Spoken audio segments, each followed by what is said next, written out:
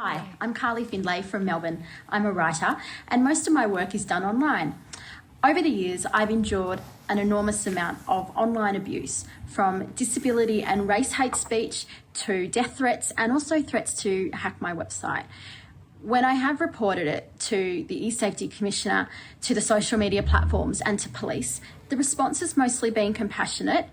However, the eSafety Commissioner and the police don't seem to have any way to act on this. When will the eSafety Commissioner and the police get more power to act on online abuse? Julie. Yeah, thank you, and thank you, Carly. And Carly has endured a lot, as do 70% of the women that come to our office reporting cyber abuse. When we were set up 5 years ago, it was as the Children's eSafety Commissioner, and we're the only government agency in the world that provides a service or serves as a safety net so that we can compel takedown of harmful content for cyberbullying directed at a child, and we have a 100% compliance rate in terms of doing that.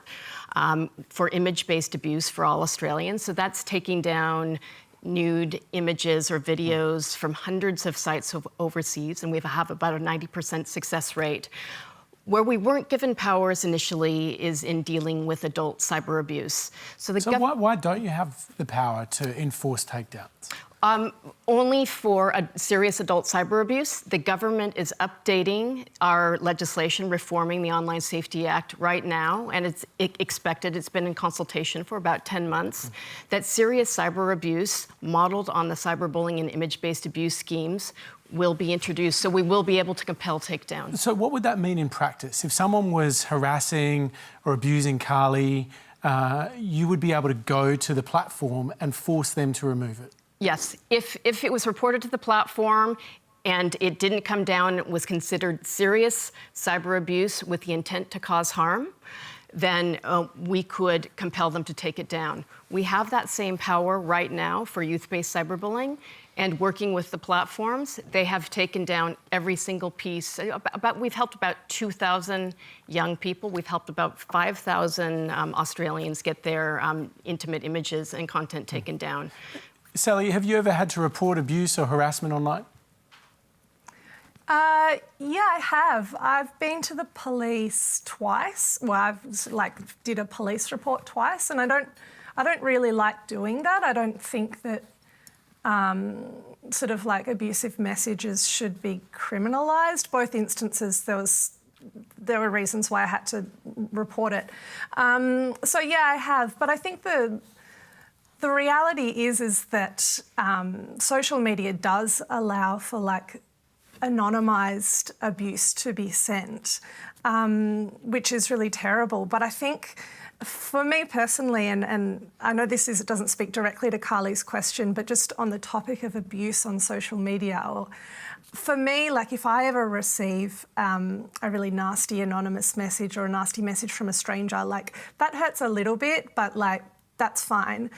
It's when it's criticism or nasty words from people who you really respect or you kind of know, or just acquaintances whose opinions you hold in really high esteem, that hurts way more.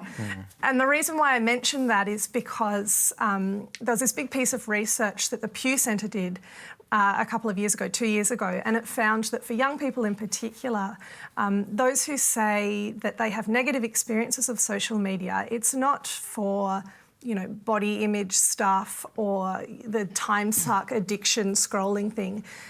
It's because they report experiences of bullying and rumour spreading. And so it's this same, it's the ability for a wider social network, pardon the reference, to gossip, spread rumours, say nasty things behind the protection of a keyboard. So I think abuse from strangers is really bad, but it's the facilitation of mass critique, bullying, shaming that I think is worse. Marc, what about when it's threats? What about if it's more serious stuff?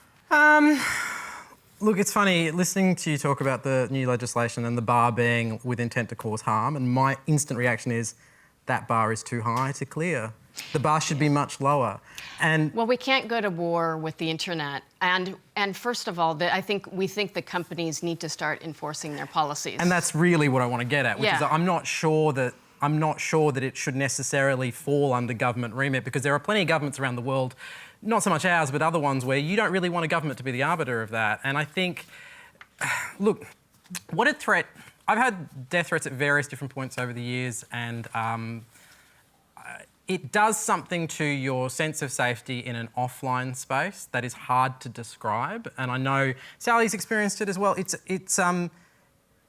does something that it does something on the inside, and you can't, just saying to somebody, put the phone down, put it away, doesn't work anymore. And you have to acknowledge that's something that you don't lose easily. You know, a couple of years ago, I did Genuine fear? Sorry? Genuine physical fear?